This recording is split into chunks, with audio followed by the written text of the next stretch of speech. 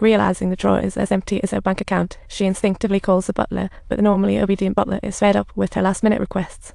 The butler, intentionally silencing his phone and cranking up the TV, leaves Jack to stumble around like a lost puppy heading to the deck.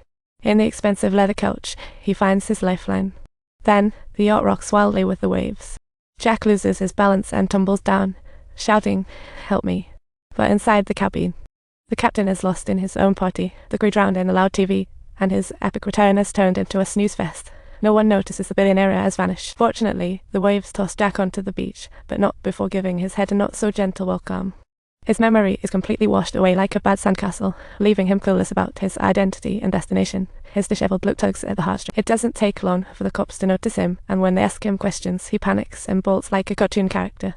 The police quickly identify him as hailing from a fancy Mexican yacht and contact his sister Lisa. However, when Lisa rushes to the hospital to pick up Jack, she's met with the shocking news he's lost his memory and may not get it back. This immediately makes Lisa smell the inheritance competition in the air. She takes one glance at Jack and confidently declares to the doctor, "Never met him." To ensure her plan goes off without a hitch, she gathers all the crew and spins the tale of Jack being munched by a shark, shedding tears in front of her father, the drama queen.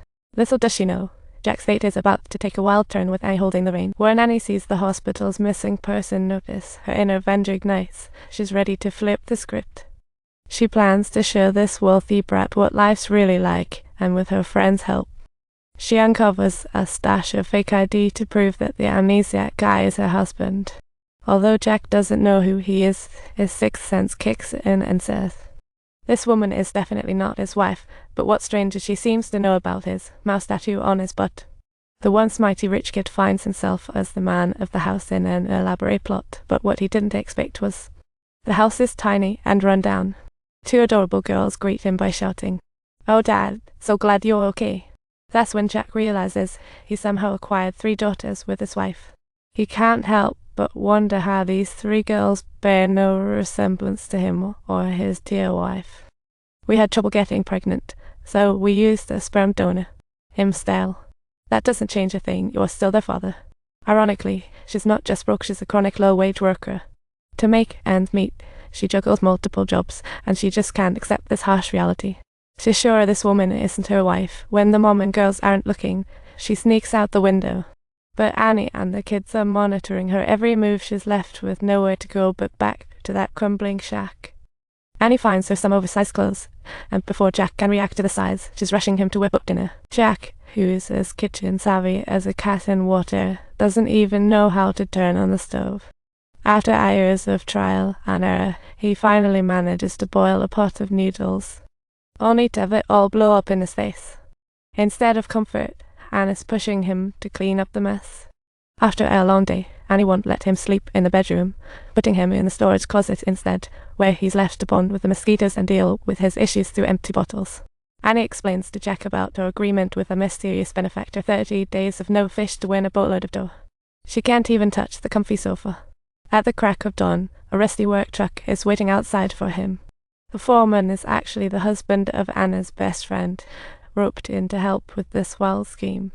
On his first day at the construction site, Jack is utterly horrified by the harsh conditions, with the blazing sun making him feel like a roast chicken on a grill.